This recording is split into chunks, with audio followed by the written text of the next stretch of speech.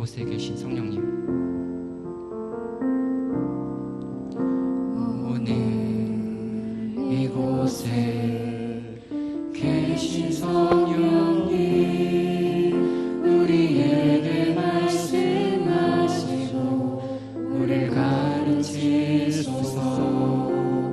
같이 우리 맘 열어주시고 주의 빛으로 밝혀 우리를 인도하소서. 오늘 이곳에 계신 성령님, 우리에게 말씀하시고 우리를 가르치소서. 같이 우리 맘 열어주시고 주의 빛으로 밝혀 우리를 인도하소서. 주님보다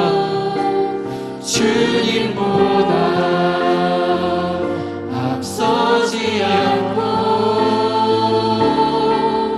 겸손하게 주님의 말씀 기다리니 주님 손에 우릴 드립니다. 사랑으로 인도하소서. 다 같이 불러보겠습니다. 오늘 이곳에 계신 성령님, 우리에게 말씀하시고 우리를 가르치소서. 같이 우리 맘 열어주시고 주의 빛으로 밝혀 우리를 인도하소서. 주님보다 앞서지 않고 겸손하게 주님의 말씀 기다리니 주님 손에 우릴 드립니다. 사랑으로 인도하소서.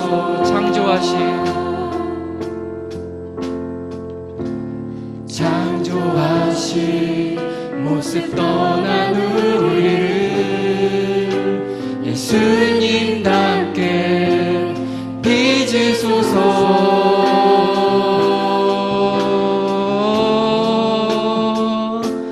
주님보다 앞서지 않고 겸손하게 주님의 말씀 기다리리 주님 손에 우릴 드립니다. 사랑으로 인도하소서. 기도하겠습니다. 하늘에 계신 아버지, 저희가 오늘 이곳에 이렇게 하나님을 찬양하고 예배하기 위해서 이 자리에 모였습니다. 성령님 이곳에 계신 줄 저희가 믿습니다. 아무것도 모르는 저희들이 모여서 하나님을 예배하고 하나님을 찬양하고 있습니다. 우리에게 말씀하시고 우리를 가르치소서. 우리의 마음은 닫혀 있습니다. 빛으로 열어주시고 우리를 인도하여 주시옵소서. 무엇보다 성령님보다 주님보다 말씀보다 앞서지 않게 하시고 겸손하게 주님의 말씀을 기다리고 주님 손에 우리를 드리고 사랑으로 인도하기를 간절히 기도드리옵나이다. 아멘. 박수 치시면서, 조금 빠른 찬양입니다. 박수 치시면서 즐겁게 기쁘게 찬양하겠습니다. 주님 뜻대로 살기로 했네. 주님 뜻대로 살기로 했네. 주님 뜻대로 살기로 했네. 뒤돌아서지 않겠네. 이 세상 사람 이 세상 사람 날 몰라줘도 이 세상 사람 날 몰라줘도 이 세상 사람 날 몰라줘도 뒤돌아서지 않겠네. 뒤돌아서지 않겠네. 뒤돌아서지 않겠네. 어떠한 시련이 와도 수많은 유혹 속에도 신실하신 주님 약속 나 붙들리라. 세상이 이해 못하고 우리를 조롱하여도 신실하신 주님 약속 나 붙들리라. 결코 돌아서지 않으리. 세상 등지고 세상 등지고 세상 등지고 십자가 보내. 십자가 보내. 세상 등지고 세상 등지고 십자가 보내. 십자가 보내. 세상 등지고 세상 등지고 십자가 보내. 십자가 보내. 뒤돌아서지 않겠네. 뒤돌아서지 않겠네. 뒤돌아서지 않겠네. 어떠한 시련이 와도 수많은 유혹 속에도 신실하신 주님 약속 나 붙들리라. 세상이 이해 못하고 우리를 조롱하여 신실하신 주님 약속 나 붙들리라. 결코 돌아서지 않으리. 주의 꿈을 안고 일어나리라. 선한 능력으로 일어나리라. 이 땅의 부흥과 회복은 바로 나로부터 시작되리. 주의 꿈을 안고 일어나리라. 선한 능력으로 일어나리라. 이 땅의 부흥과 회복은 바로 나로부터 시작되리. 저 높은 하늘 위로 저 높은 하늘 위로 맑은 태양 떠오르듯이 난 주저앉지 않으리. 어떤 어려움에도 주의 길을 선택하리. 빛 가운데로 걸으리. 주님을 크게 보는 믿음 가지고 세상에 나타내리라. 놀라운 주의 사랑을. 주의 꿈을 안고 일어나리라. 선한 능력으로 일어나리라. 이 땅의 부흥과 회복은 바로 나로부터 시작되리. 주의 꿈을 안고 일어나리라. 선한 능력으로 일어나리라. 이 땅의 부흥과 회복은 바로 나로부터 시작되리. 주의 꿈을 안고 일어나리라. 선한 능력으로 일어나리라. 이 땅의 부흥과 회복은 바로 시작되리. 주의 꿈을 안고 일어나리라. 선한 능력으로 일어나리라. 이 땅의 부흥과 회복은 바로 나부터 시작되리.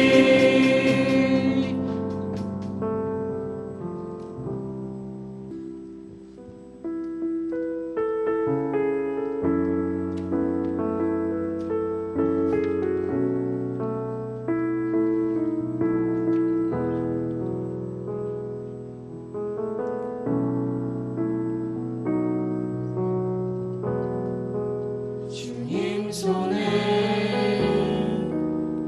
맡겨드리리.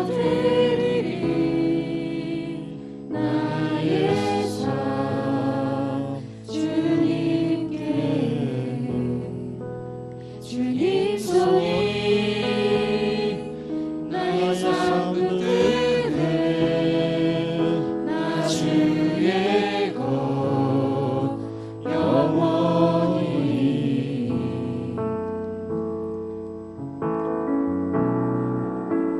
내가 믿는 분 예수, 내가 속한 분 예수, 삶의 이유 되시네. 내 노래 되시네. 전심으로 주와 함께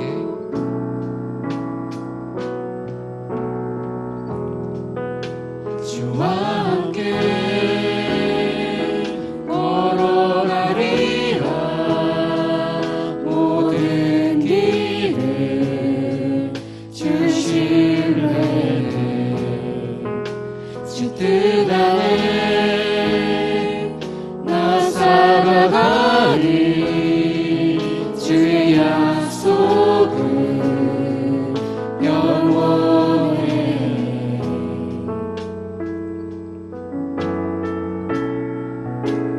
내가 믿는 분 예수, 내가 속한 분 예수, 삶의 이유 되시네.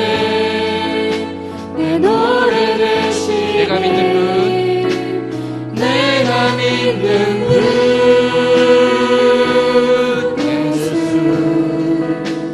내가 속한 분 예수, 삶의 이유 되시네.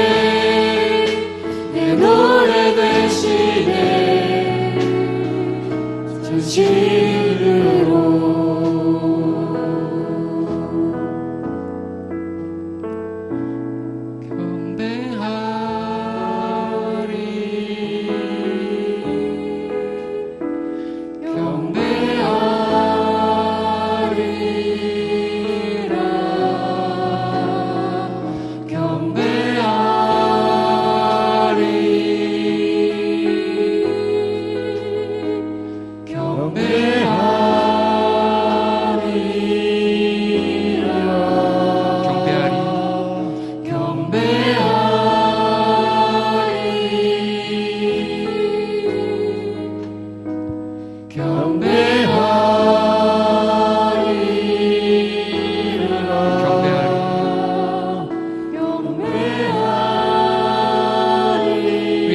전심으로 경배하며 예배하며 찬양하며 기도드리길 원합니다. 주여 한번 부르고 기도드리겠습니다.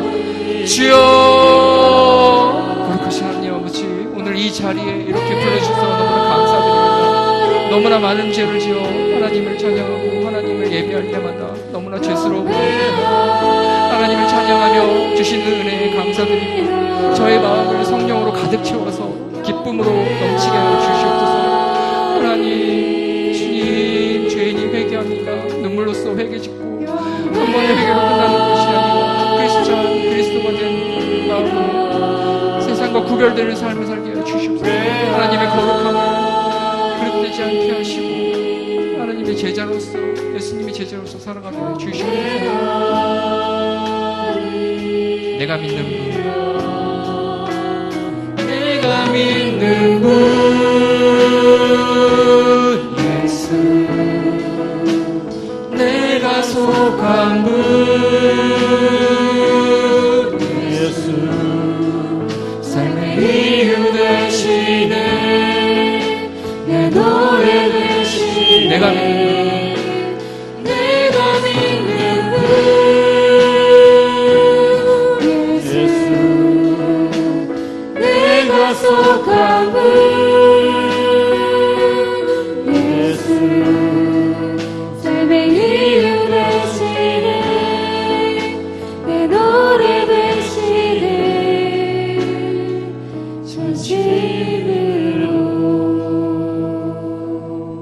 감사합니다. 하나님께 영광의 박수 올려드리겠습니다.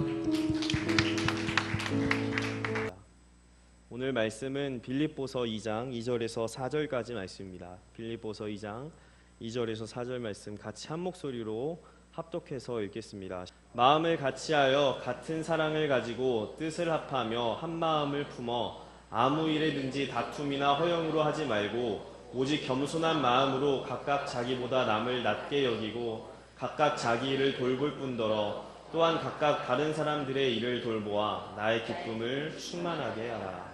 아멘. 네, 오늘 함께 나눌 하나님의 성품 21번째 설교 주제는 포용입니다. 포용. 이 하나님의 성품 포용을 함께 나눌 텐데 이 하나님의 성품이 여러분과 저의 삶 가운데 나타나길 간절히 축복합니다.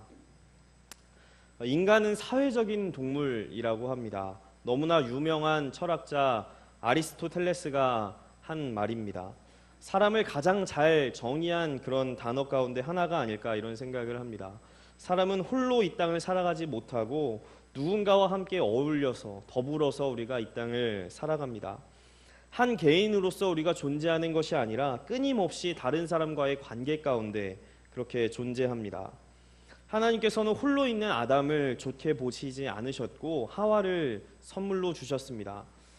아담은 세상의 만물들의 이름을 지을 정도로 그 자리에서 이름을 다 지을 정도로 지혜로운 사람이었고 세상에 지어진 모든 존재들 중에서 가장 뛰어난 존재였지만 하와가 없었다면 그의 지혜로움과 뛰어남이 무슨 의미가 있었겠습니까? 조금 뛰어나지 못하더라도 지혜롭지 못하다 하더라도 가진 게 조금 없다고 할지라도 하와와 함께 있을 때 아담의 인생은 더 빛이 났습니다. 더 아담은 행복했을 것입니다. 사람은 사회적인 동물입니다. 그러므로 사람이 사회적인 동물이라고 하였을 때 인간관계라고 하는 것은 우리의 인생에서 매우 중요한 것이 됩니다. 사람과 사람과의 관계가 바로 서지 못한다고 한다면 사람은 절대로 행복할 수가 없다라는 것이죠. 한 동화에 나오는 이야기입니다. 고목나무 구멍에서 한 다람쥐 가족이 이렇게 살았습니다. 그들은 가난하였지만 행복하게 살았습니다. 어느 날 남편 다람쥐가 이렇게 말을 했습니다. 여보, 숲속의 다른 동물들에 비해서 우리는 너무 못 살지. 이제 우리 가족의 행복을 위해 내가 열심히 일할게. 그 뒤에 아빠 다람쥐는 뼈가 빠지도록 그렇게 열심히 일을 했습니다. 해가 뜨기도 전에 숲에 들어가서 과일과 열매를 모았고 도토리를 모았고 밤늦게 지친 몸을 가지고 귀가를 했습니다. 곧 그 다람쥐 가정은 숲에서 가장 잘 사는 다람쥐 가정이 되었습니다. 그래서 더 큰 고목나무로 집을 옮겼고 굉장히 부유한 가정이 되었습니다. 그런데 문제가 하나 생겼습니다. 그 가정에 남편과 아빠가 사라졌다는 것이었습니다. 어느 날 밤늦게 남편 다람쥐가 지친 몸을 가지고 귀가를 하였을 때 아내 다람쥐가 이렇게 하소연을 하였습니다. 여보, 나는 너무 외로워요. 애들도 그래요. 당신은 우리를 사랑해요? 당신의 사랑을 우리는 느낄 수가 없어요. 그때 남편 다람쥐는 불같이 화를 내었습니다. 여보, 무슨 소리야. 내가 당신과 아이들을 사랑하지 않는다니. 내가 누구 때문에 이 고생을 하고 있는데 다 당신과 아이들을 위해서야. 이때 큰 소리를 듣고 아기 다람쥐들이 잠에서 깨어났습니다. 오랜만에 아빠의 얼굴을 본 첫째 다람쥐는 동생들에게 말했습니다. 얘들아, 잘 봐. 저분이 우리 아빠야. 저분은 굉장히 열심히 일해. 우리가 가진 것은 다 저분이 주신 거야. 그 얘기를 듣고 막내 다람쥐가 이렇게 형에게 말을 했습니다. 형, 그럼 저분에게 우리 아빠를 사달라고 하자. 이렇게 했다는 이야기입니다. 많은 사람들이 행복을 소유에서 찾습니다. 얼마나 많이 가졌는가, 화장실이 2개인가 3개인가, 이 하는 소유의 행복이 있다라고 그렇게 생각을 합니다. 그래서 이걸 좀 더 가지면, 저걸 좀 더 가지면 행복할 수 있을 것이라고 착각을 하면서 살아갑니다. 그런데 진짜 행복은 얼마나 많은 것을 소유했느냐가 아니라 이 땅 가운데 어떤 관계를 맺고 우리가 살아가느냐에 달려 있습니다. 그래서 우리의 행복은 소유가 아니라 관계에 달려 있습니다. 오늘 함께 나눌 하나님의 성품, 이 포용은 그래서 너무나도 중요한 하나님의 성품입니다. 포용은 모든 인간관계를 풍성하게 하는 그런 지혜이고 능력이기 때문입니다. 포용이 있을 때 우리는 이 땅 가운데 살아가면서 많은 사람들과의 아름다운 관계를 맺으면서 우리가 살아갈 수가 있습니다. 그러면 포용은 무엇일까? 포용의 사전적인 의미는 다른 사람을 너그럽게 감싸주거나 받아들이는 마음과 행동입니다. 다른 말로 표현하면 다른 사람을 배려하는 마음이라고도 말할 수가 있습니다. 다른 사람의 입장에서 생각을 해보고 또 그 사람을 용납하고 관용하고 배려하는 것이 바로 포용의 모습입니다. 이 포용이라고 하는 하나님의 성품이 우리에게 있을 때 우리의 인간관계는 좋아질 수밖에 없는 것입니다. 초대교회는 포용의 공동체였습니다. 누구든지 예수 그리스도를 주라 시인하는 사람들은 공동체의 일원이 될 수가 있었습니다. 교회에 누구든지 들어올 수가 있었습니다. 최초의 이방인 교회였던 안디옥 교회, 바울과 바나바가 세웠던 처음 교회, 그리고 또 이방인들을 향한 선교의 전초 기지가 되었던 안디옥 교회가 있었습니다. 이 안디옥 교회의 모습이 사도행전 13장 1절에 등장을 하게 되는데 우리가 함께 읽기를 원합니다. 함께 읽겠습니다. 선지자들과 교사들이 있으니 곧 바나바와 니게르라 하는 시므온과 구레네 사람 누르기오와 분봉왕 헤롯의 젖동생. 아멘. 이 말씀을 보면 얼마나 다양한 사람들이 안디옥 교회에 있었는지를 우리가 알 수 있습니다.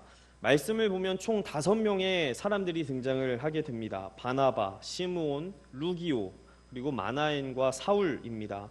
여기에서 사울은 사도 바울을 의미하는 단어입니다.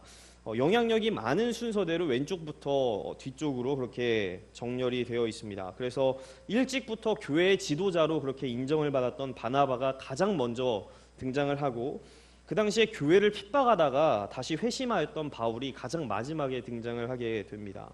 그런데 두 번째 시므온, 니게르라 하는 시므온이라는 단어를 보면 이 니게르라는 단어가 등장을 합니다. 니게르는 라틴어로 검은이라는 뜻을 가지고 있습니다. 그러니까 아프리카 흑인을 칭하는 영어 단어의 니그로라는 그 단어가 이 니게르라는 단어에서 파생이 된 단어입니다.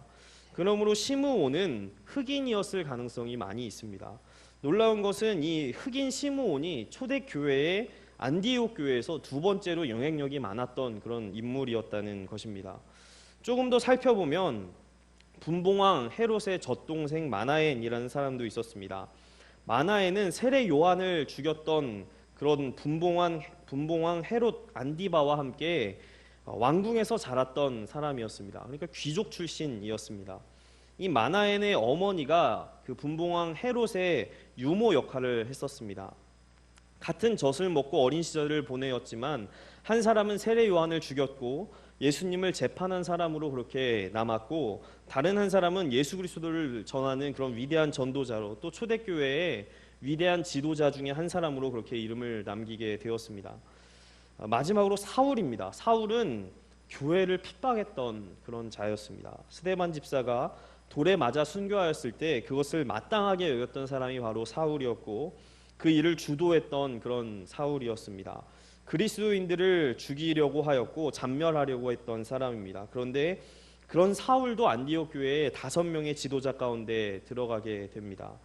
이처럼 초대교회는 포용의 공동체였습니다. 누구든지 예수 그리스도를 주라 시인하는 사람들은 이 공동체의 일원이 될 수가 있었습니다.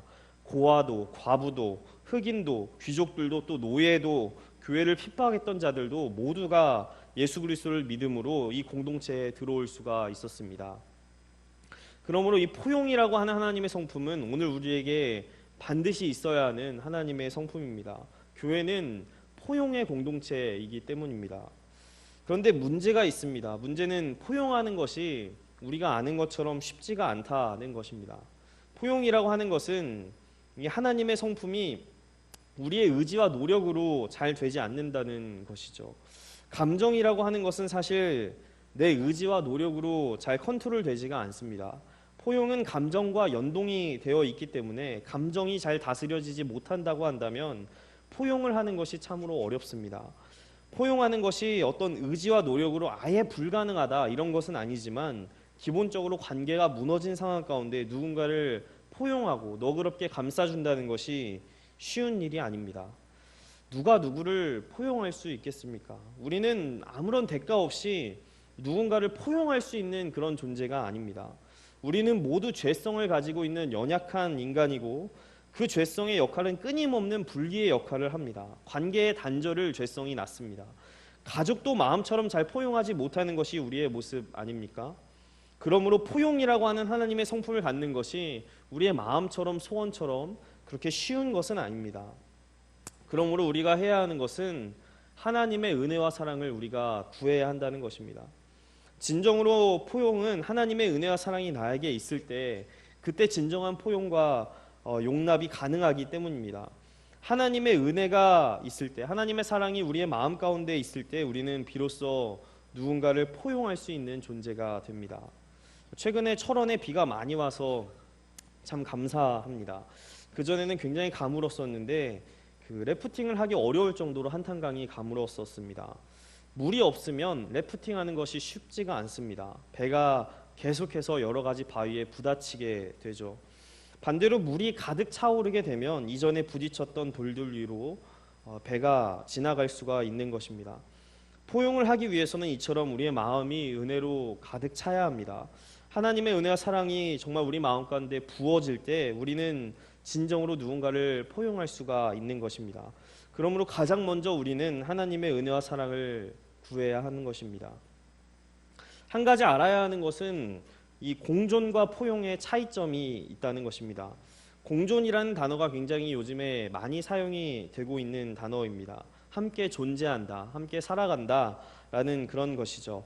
여러 가지 사회가 변하면서 이 공존에 대한 관심과 중요성을 많이 말하고 있습니다. 하지만 공존과 포용은 차이가 있습니다.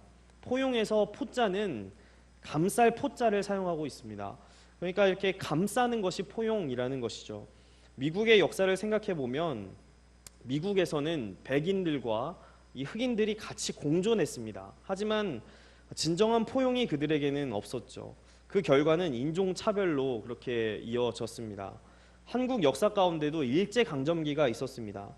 일본 사람들과 한국 사람들이 같은 장소에 공존하였지만 그곳에 포용은 있지 않았습니다. 일제강점기는 공존했지만 한국 사람들에게 많은 상처와 아픔을 남기게 되었습니다.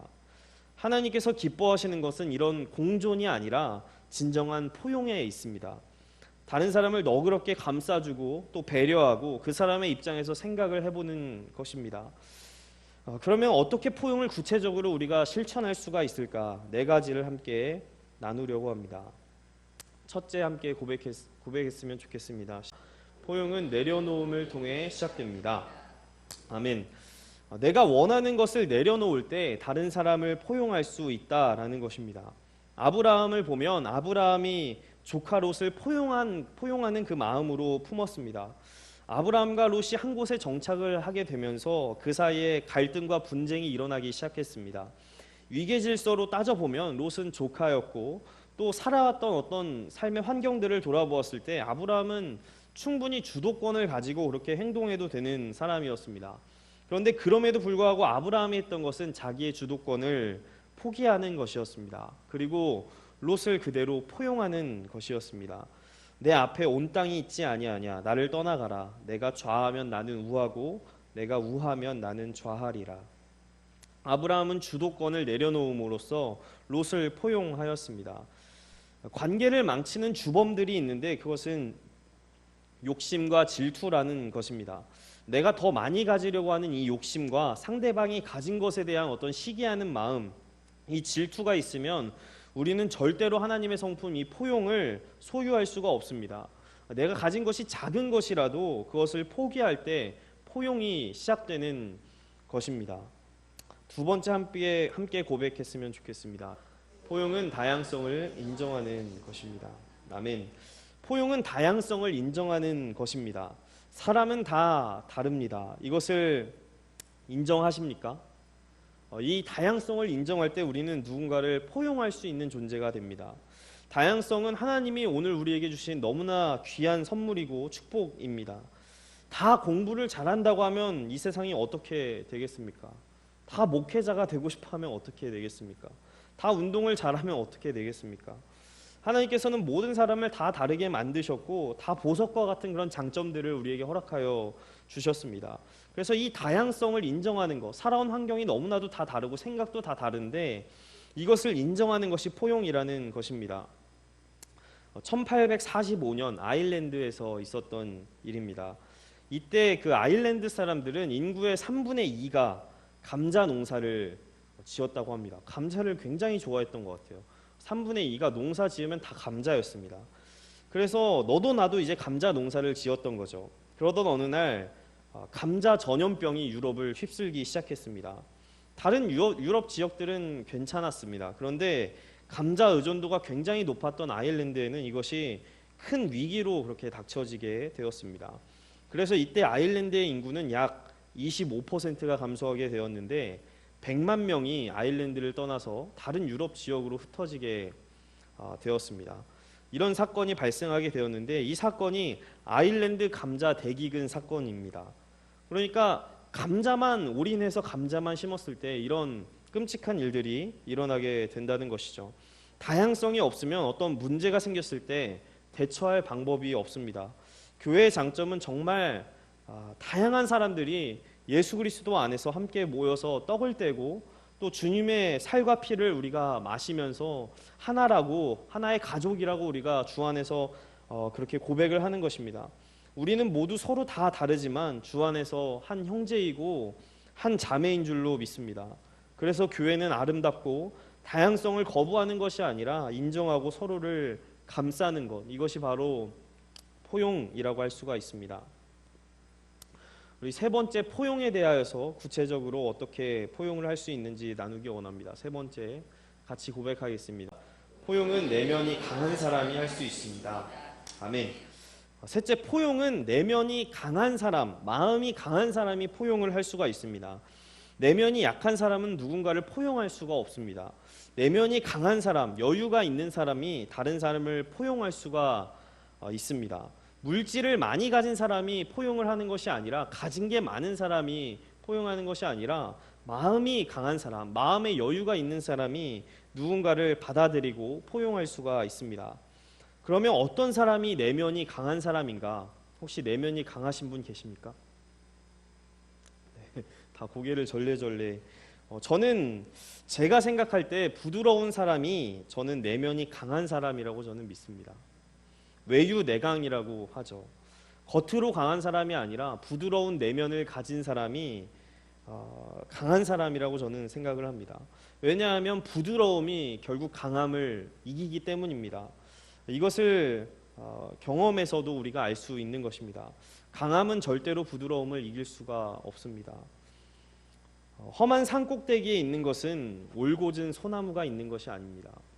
험한 산꼭대기에 있는 것은 정말 작고 초라해 보이는 들풀들밖에 남아있지 않습니다. 결국 부드러운 것이 가장 위에 있습니다. 부드러움이 강함을 이깁니다.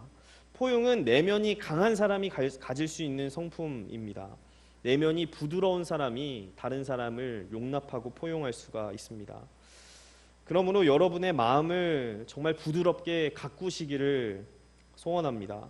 부드러움이 강함을 이기기 때문입니다.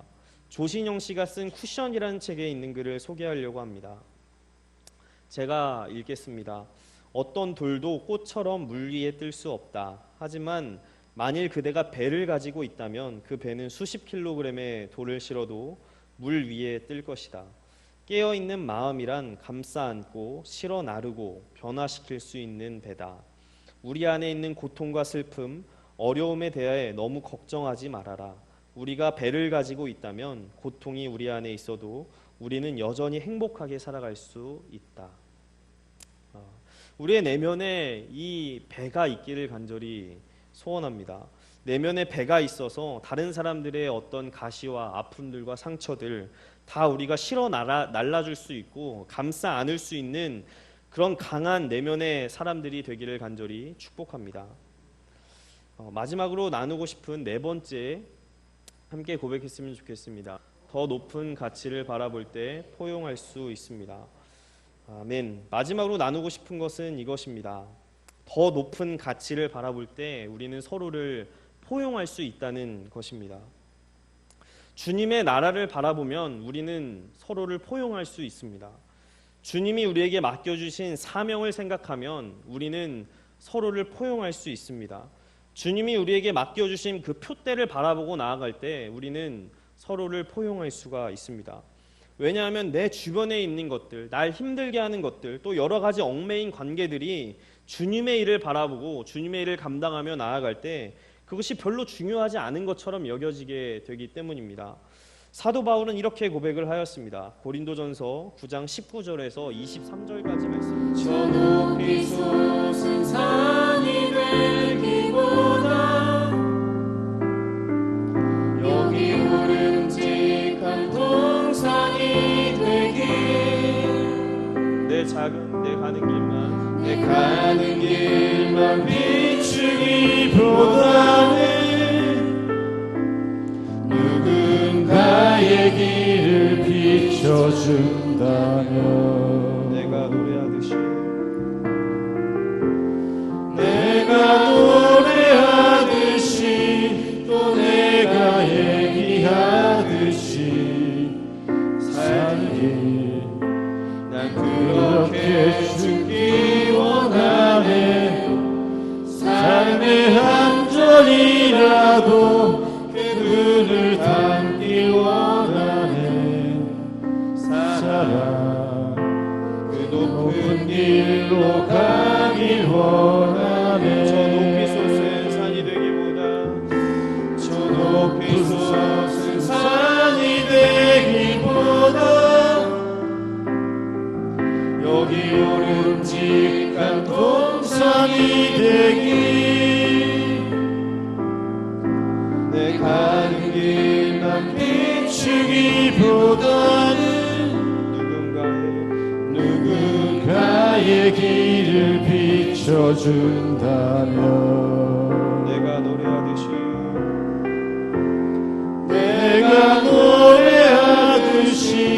또 내가 얘기하듯이 살길 난 그렇게 죽길 원하네. 삶의 한 절이라도 그분을 닮길 원하네. 사랑 그 높은 길로 가길 원하네. 그 좁은 길로 가길 원하네. 그 좁은 길로 가길 원하네. 그 깊은 길로 가길 원하네.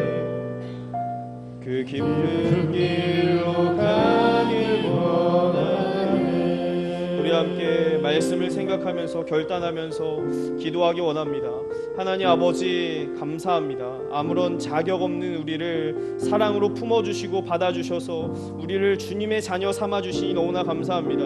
우리도 이 땅을 살아가면서 주님이 우리를 받아주신 것처럼 다른 사람을 넉넉히 품고 포용하며 살 수 있도록 도와주옵소서. 주님의 성품들을 나누며 그렇게 매주 가운데 나누며 나아갔습니다. 하나님 그 말씀들이 우리의 삶 가운데 나타나게 하여 주시고 삶의 한 절이라도 정말 주님을 닮아갈 수 있도록 도와주시옵소서. 거룩한 삶을 살아갈 수 있도록 도와주시고 우리의 삶에 주님의 흔적이 남게 하여 주시옵소서. 우리 함께 주여 한번 부르시고 기도하시겠습니다. 주여! 하나님 아버지 감사합니다. 하나님 정말 아버지 아무런 자격이 없는 주여 우리를 구원하여 주시고 하나님의 자녀를 삼아주시니 너무나 감사합니다.